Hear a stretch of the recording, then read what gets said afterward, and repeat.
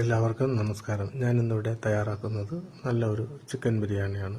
ഈ ചിത്രത്തിൽ കാണുന്നതുള്ള അതിമനോഹരമായ രുചികരവുമായ ഒരു ചിക്കൻ ബിരിയാണിയാണ് നിങ്ങൾക്ക് വേണ്ടി ഞാൻ തയ്യാറാക്കുന്നത്. അരി 1 കിലോ,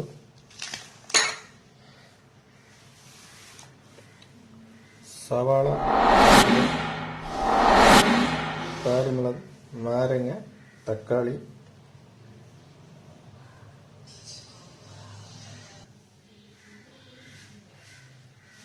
ഇഞ്ചി, വെളുത്തുള്ളി,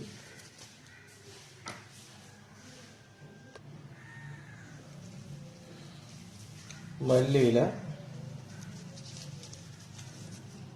പുതിനയില, രമ്പയില. ഇത് ആവശ്യമുള്ളവർ ഉപയോഗിക്കുക. നല്ലതുപോലെ കഴുകി അരമണിക്കൂർ കുതിർത്ത് വയ്ക്കുക. ഉണക്കമുന്തിരി, അണ്ടിപ്പരിപ്പ് 50 ഗ്രാം, ഏലക്ക, തക്കോലം, കുരുമുളക്, ഏലക്ക, പട്ട, നെയ്യ്, വെളിച്ചെണ്ണ,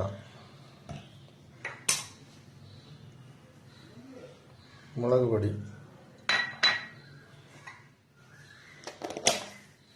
മല്ലിപ്പൊടി,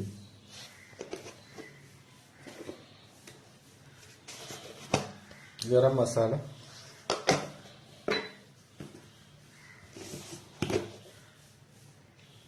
പെരുംജീരകം, തൈര് 1/2 ലിറ്റർ,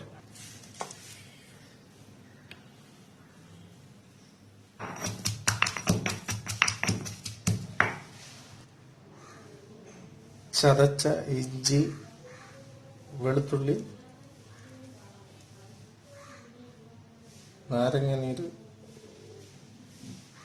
ഒരു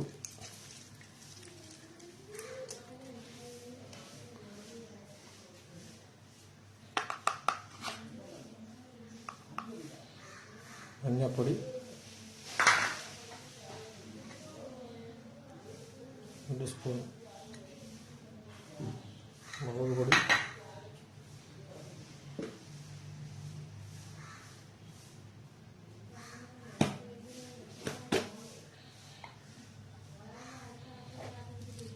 മസാലപ്പൊടി,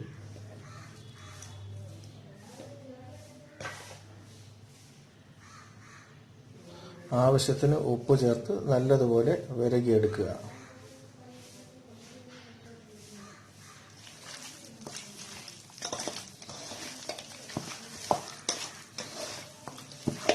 ഒരു 1/2 കിലോ സവാള നല്ലതുപോലെ ചോപ്പ് ചെയ്തെടുക്കുക. സവാളയിൽ 1 നുള്ളുപ്പും 1 നുള്ളു പഞ്ചസാരയും ചേർത്ത് നല്ലതുപോലെ വിരകിയെടുക്കുക. അങ്ങനെ ചെയ്തെടുത്താൽ നല്ല ക്രിസ്പി ആയിരിക്കും.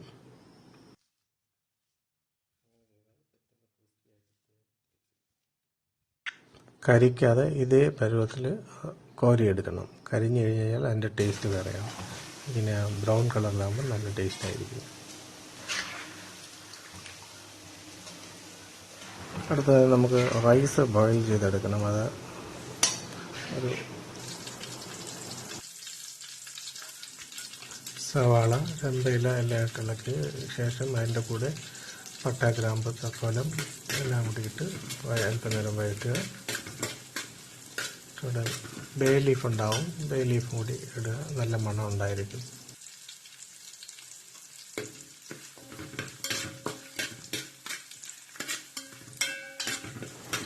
ഒരു 5-10 ഇതൾ വെളുത്തുള്ളി ചതച്ചെടുക്കുക. ചതച്ച് പൊടിയിട്ട് വരട്ടുക. നല്ല മണമായിരിക്കും അത്.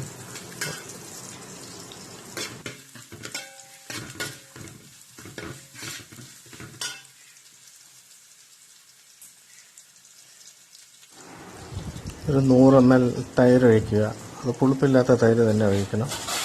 അപ്പോൾ അതിന് നല്ല ടേസ്റ്റ് ഉണ്ടാവും, നല്ല മണം ഉണ്ടാവും. അല്പനേരം അതിലിട്ട് ഒന്ന് മൂപ്പിക്കുമ്പോൾ അതിൻ്റെ തൈരിട്ട് ഏകദേശം ആ എണ്ണയിലൊന്ന് നല്ലതുപോലെ വഴണ്ടി വരും.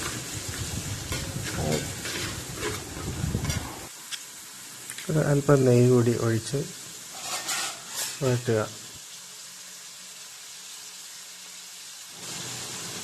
ഏകദേശം എല്ലാം റെഡിയായി കഴിഞ്ഞു. ഇനി ഒരു 2.5 ലിറ്റർ വെള്ളം ഒഴിച്ച് നല്ലതുപോലെ തിളപ്പിച്ച് അരി റൈസ് ഒരു 3/4 വേവ് വേവിച്ചെടുക്കുക. അണ്ടിപ്പരിപ്പ്, മുന്തിരി, ഉള്ളി വറുത്തത്. അടുത്തതായി ചിക്കൻ റെഡിയാക്കുന്നതിന് വേണ്ടി ഇഞ്ചി, വെളുത്തുള്ളി, കാരിമുളക്, പുതിനയില എല്ലാം ചതച്ച് എടുത്തതാണ്. നേരത്തെ വറുത്ത് വെച്ച ഉള്ളി,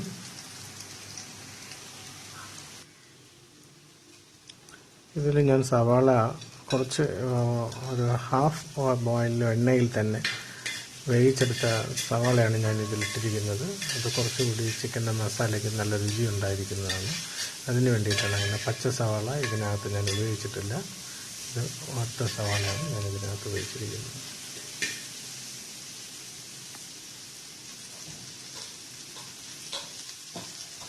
മണത്തിന് വേണ്ടി ഇതിനകത്ത് യാതൊരുവിധ ആർട്ടിഫിഷ്യൽ ഫ്ലേവറുകളൊന്നും ചേർത്തിട്ടില്ല. എല്ലാം നമ്മുടെ പ്രകൃതിദത്തമായ ചേരുവകളാണ് ഞാൻ ഇതിനകത്ത് ചേർത്തിരിക്കുന്നത്. അതുപോലെ നിങ്ങൾ ചെയ്താൽ വളരെ നന്നായിരിക്കും. പൈനാപ്പിളൊന്നും ഞാനിതിൽ ഇൻക്ലൂഡ് ചെയ്തിട്ടില്ല.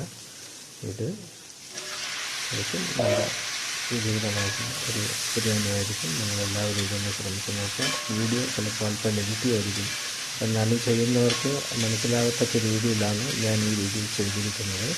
നിങ്ങളുടെ ആ വീഡിയോ നമുക്ക് ഒരു വലിയ പ്രശ്നമായി കാണരുത്.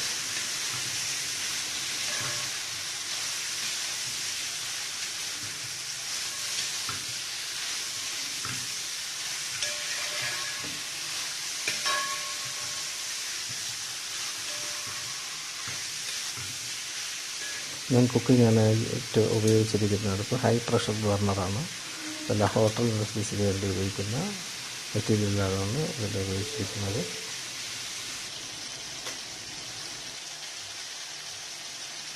അല്പം പട്ട ഇടുക,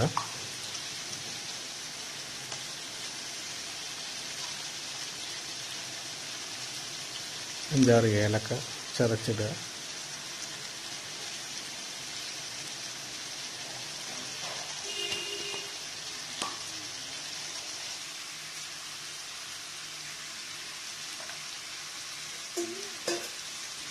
ഒരു 2 ഗ്ലാസ് വെള്ളം ഒഴിച്ചാൽ കുറച്ചുകൂടി.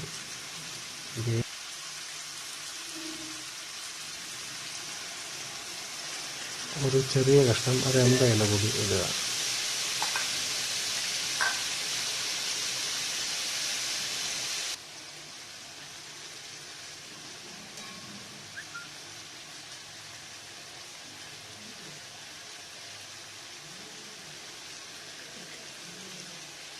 രണ്ട് ടീസ്പൂൺ പെരുംജീരകപ്പൊടി ഇടുക.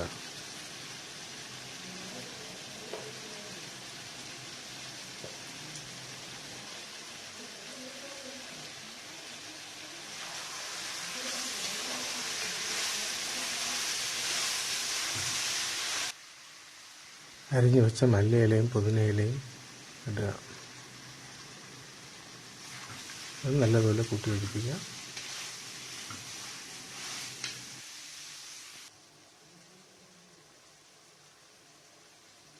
അടുത്തതായി നമ്മൾ വറുത്ത് വെച്ചിരിക്കുന്ന അണ്ടിപ്പരിപ്പും മുന്തിരിയും കുറച്ച് വറുത്ത സവാള എല്ലാം കൂടി ഇതിൽ മുകളിലേക്ക് വിതറുക.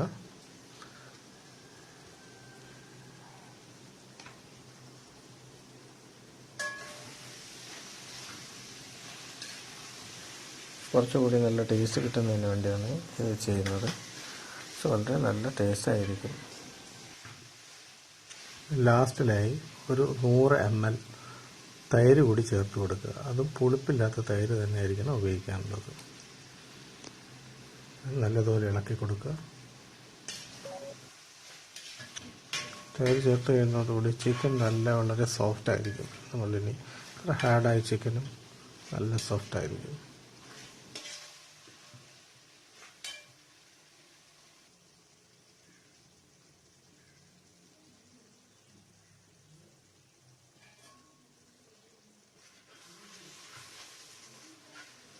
ഈ മസാല അടിക്ക് പിടിക്കാതെ നോക്കണം.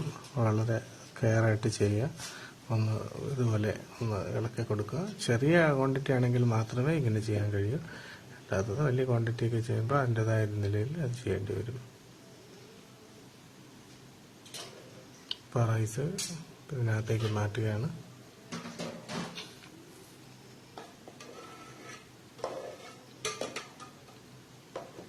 പിന്നെ ഒരു കാര്യം, ഞാൻ ഇതിനകത്ത് വെളിച്ചെണ്ണ എന്ന് പറയുമ്പോൾ ഒരു ആകെ മൊത്തത്തിലൊരു 200 ഗ്രാം വെളിച്ചെണ്ണകളും ഞാൻ ഇതിനകത്ത് ഉപയോഗിച്ചിട്ടുണ്ട്. പിന്നെ ഉള്ളത് ഒരു കിലോ റൈസിന് ഒരു 150 ഗ്രാം നെയ്യ് നമ്മൾ ചേർത്ത് കൊടുക്കും.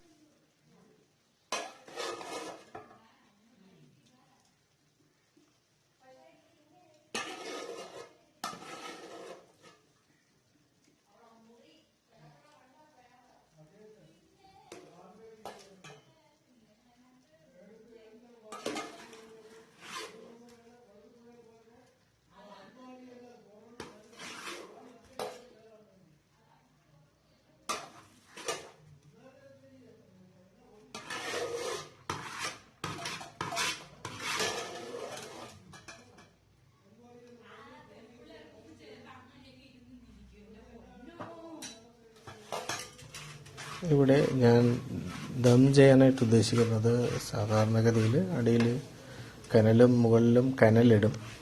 ഇപ്പോൾ ഞാൻ ഇതിന് ചെറിയ അളവായതുകൊണ്ട് ഞാൻ അതിന് തയ്യാറാവുന്നില്ല. ഇപ്പോൾ ഞാൻ ചെയ്യുന്നത്, അടിയിൽ ബർണർ വളരെ ചെറിയ തീയിൽ അരമണിക്കൂർ നേരം കൊടുത്തു വയ്ക്കും. അതിനുശേഷം മുകളിലായി അലുമിനിയം ഫോയിൽ കൊണ്ട് നല്ലതുപോലെ കവർ ചെയ്ത് അലുമിനിയം ടോപ്പ് കൊണ്ട് കവർ ചെയ്യുകയാണ് ചെയ്യുന്നത്. മറ്റേ ദമ്മിന് വേണ്ടി മൈദയോ മറ്റോ ഒന്നും ഞാൻ തന്നെ ഉപയോഗിച്ചിട്ടില്ല. ഇത് നോർമലായിട്ടുള്ള അലുമിനിയം ഫോയിൽ പേപ്പർ ഉപയോഗിച്ചാണ് ഞാനിപ്പോൾ ദം ചെയ്തിരിക്കുന്നത്. കുറച്ചുകൂടി കനൽ ചെയ്യുന്നതായിരിക്കും ബെറ്റർ. എപ്പോഴും കനൽ നമുക്ക് കിട്ടാൻ ബുദ്ധിമുട്ടാണ്.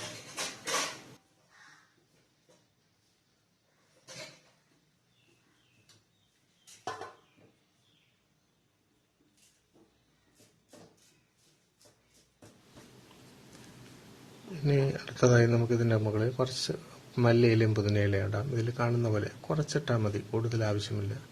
അതിൻ്റെ മുകളിൽ അണ്ടിപ്പരിപ്പും മുന്തിരിയും സവാളയും വിതറുക. വേണമെങ്കിൽ പൈനാപ്പിൾ വളരെ ചെറുതായിട്ട് അരിഞ്ഞ് ഇതിൻ്റെ കൂടെ ചേർക്കാം. ഞാൻ ഇതിൽ പൈനാപ്പിൾ ഉപയോഗിച്ചിട്ടില്ല. നിങ്ങൾക്ക് ആവശ്യമുള്ളവർ പൈനാപ്പിൾ ഉപയോഗിക്കുക. മറ്റ് പൈനാപ്പിൾ എസൻസുകളോ ബിരിയാണി എസൻസുകളോ ഒന്നും തന്നെ ഇതിൽ ചേർത്തിട്ടില്ല.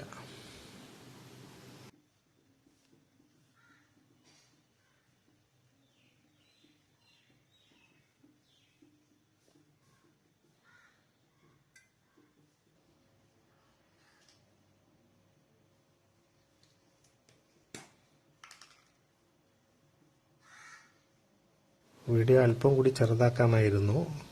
ചെറിയ ലാഗിങ് ഇടയ്ക്കിടയ്ക്കുണ്ട്. അത് പ്രേക്ഷകർ ദയവായി ക്ഷമിക്കണമെന്ന് അഭ്യർത്ഥിക്കുന്നു.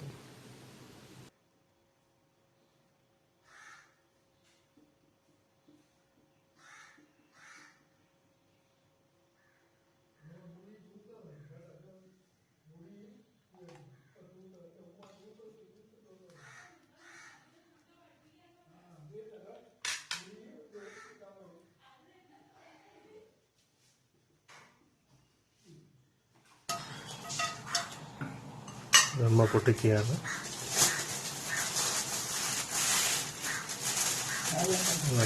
നല്ല മണമാണിപ്പോൾ, നല്ല സുഗന്ധം, നല്ല രുചികരമായ ബിരിയാണി റെഡിയായി കഴിഞ്ഞു. ഞാനിതൊരു പാത്രത്തിലേക്ക് പകരുകയാണ്.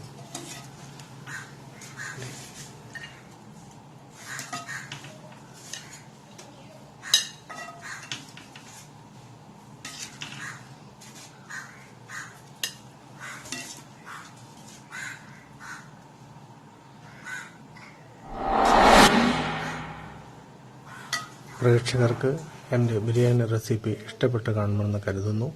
നിങ്ങൾ ഇഷ്ടപ്പെട്ടുവെങ്കിൽ എൻ്റെ ചാനൽ സബ്സ്ക്രൈബ് ചെയ്യുക. പ്രേക്ഷകരില്ലെങ്കിൽ ഞാനുമില്ല, ചാനലുമില്ല. അടുത്ത വീഡിയോയുമായി വീണ്ടും നമുക്ക് കാണാം.